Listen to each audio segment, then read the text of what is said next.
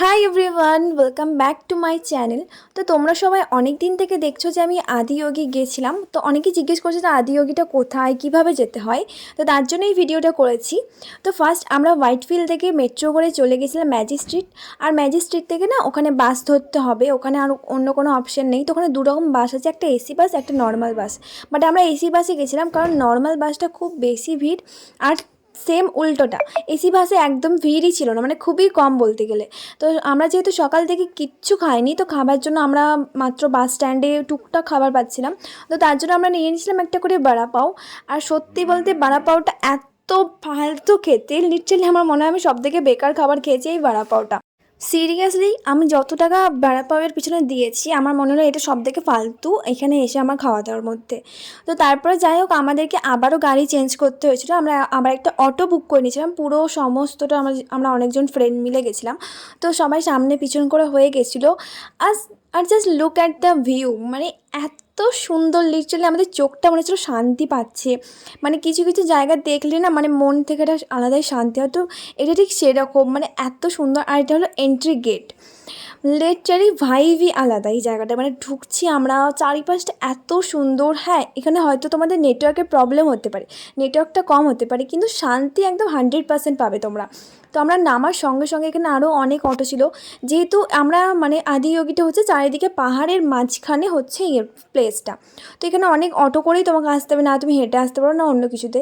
I think cab book করলে আসতে পারবে, আর নিজের ওন গাড়ি থাকলে তাতেও আসতে পারবে। বাট আমরা অটো করে চলে এসেছিলাম।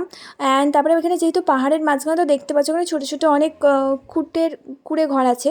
তো তারপরে আমরা জুতোটা আউটসাইডে খোলার পরে ভিতরে একটা মন্দির ছিল, সেটা ভিতর দিয়ে আমরা চলে আসলাম।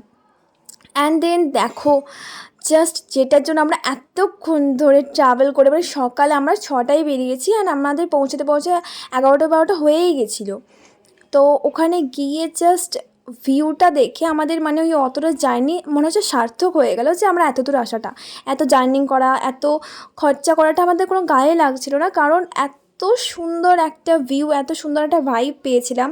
কি বলবো, আমি তো প্রচুর ছবি তুলছিলাম। ছবি তোলার থেকে আমার কাছে মনে হচ্ছিলো জাস্ট আমি ভিউটা এনজয় করি, জাস্ট আমি ভগবানের দিকে তাকিয়ে থাকি। আর একটা জিনিস, এখানে যখন তুমি একভাবে দাঁড়িয়ে যদি ঠাকুরের দিকে তাকিয়ে থাকো না, তোমার মনে হবে যেন মানে আদিয়োগী যে মূর্তিটা আছে ওটা তোমার দিকে এগিয়ে আসছে আস্তে আস্তে। এটা তুমি যখন তাকিয়ে থাকবে তোমার মনে হবে, এটা শুধু আমার না, ওখানে যারা থাকে সবার এটাই মনে হয়, যারাই দেখে এইভাবে সবার এটাই মনে হয়। তো যাই হোক, চারিদিকটা দেখো, চারিদিকে পাহাড়ের মাঝখানে একটা এমন জায়গা, মানে সত্যি আমাদের ইন্ডিয়ার মধ্যে এমন এমন জায়গা আছে যেগুলো আমরা অনেকে চিনিও না, কিন্তু এত সুন্দর। আমরা ভাবি বাইরের দেশটাই সুন্দর, কিন্তু এদিকে আমরা নিজেদের দেশটাই ভালো মতো ঘুরে দেখি না। ওয়াও, হোয়াট দ্য তো যাই হোক, তার নিচে যেখানে আদিয়োগীর মূর্তিটা আছে তার নিচে একটা ছোট্ট পাড়া আছে, মন্দিরের মতো করা আছে, যেখানে ঠাকুরের নাম করা হচ্ছিলো, যেখানে লোকজন গিয়ে প্রসাদ নিতে পারে, পুজো দিতে পারে, সমস্ত কিছু। একটা শিবলিঙ্গও আছে।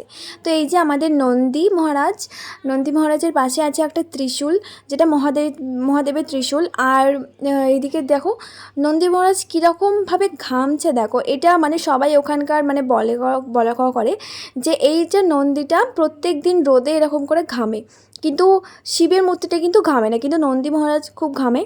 সো এই যে তোমরা পাথরটা নিচে দেখছো না, এখানে মানে মানুষজন দাঁড়িয়ে আছে ঠিকই, কিন্তু এতটাই গরম কি বলবো। ওখানে কিন্তু গরমটা গায়ে লাগছে না, ওই পাথরটা গরম তাত হয়ে আছে। তো সেটার উপর পা ফেললে না পাটা মনে হচ্ছে একদম পুরো ফোসকা লেগে যাচ্ছে এরকম। তো তার জন্য দেখো আমরা কিসের উপর দিয়ে হেঁটে হেঁটে যাচ্ছি, এতটাই পায়ে ব্যথা করছে, পায়ে মনে হচ্ছে নিচের স্কিনটা একদম পুড়েই গেছে। যাই হোক করে আমরা হেঁটে হেঁটে বা সাইডে চলে গেলাম। অনেকটা লেট হয়ে গেছিলো, কারণ যেহেতু আমরা গাড়ি বুক করে এসেছিলাম, তো আমাদেরকে 2 ঘন্টা টাইম দিয়েছিল। তার বদলে আমরা 3 ঘন্টা অলরেডি ওখানে কাটানো হয়ে গেছে। আর আমরা সকাল থেকে বাস ওই শুধু একটা বড়া পাও, তো সেটা আবার পুরোটা সম্পূর্ণ করে খাইনি। তো দেন আমরা ভাবলাম চলো কিছু খাওয়া দাওয়া করা যাক। তো ওই যে মূর্তিটা আছে তার পাশেই 2টো রেস্টুরেন্ট আছে, তো সেখানে কিন্তু তোমরা কোনো ননভেজ খাবার পাবে না, অনলি ভেজ অ্যান্ড ওনাদের খাবার, নো বেঙ্গলি ফুড পাবে না। তো আমার না ওনাদের খাবার এত টেস্ট লাগে কি বলবো। অনেকে হয়তো বলবে যে না হ্যাঁ ওখানকার খাবারে কী টেস্ট, বাট আমার সিরিয়াসলি দারুণ লাগে। এইটা আমরা নিয়েছিলাম ফ্রাইড রাইস, যত সম্ভব না পোলাও এরকম আমার মনে নেই, আর তার সঙ্গে একটা দিয়েছিল রায়তা। বেস্ট কম্বিনেশন, বেস্ট খাবার। মানে ওই যে রোদে ধূপের মধ্যে এই খাবারটা খেয়ে যে কী শান্তি পেয়েছিলাম, আমার তো দারুণ লেগেছিলো। লিটারেলি খাবারটার টেস্ট খুব সুন্দর ছিল। এটার মধ্যে কোনো ঝাল মশলা কিচ্ছু না, জাস্ট নর্মালভাবে রান্নাটা করা হয়েছে। অ্যান্ড আমি শুধু একা না, আমার সঙ্গে যারা ছিল সবাই সেম নিয়েছি, শুধু আমার রাহুলদা কী করেছিল, শুধু একা কার্ড রাইস নিয়েছিল, আর বাকি আমরা সবাই সেম খাবার খেয়েছি। অ্যান্ড আমি নিয়েছিলাম একটা ছাঁচ, যত সম্ভব এটা বাটার মিল্ক নিয়েছিলাম একটা, এটাও খেতে খুব টেস্টি ছিল। আর এটার সঙ্গে সঙ্গে নিয়েছিলাম, এটা হচ্ছে পোলাও, আমার ঠিক মনেও নেই এটা কী খেয়েছি।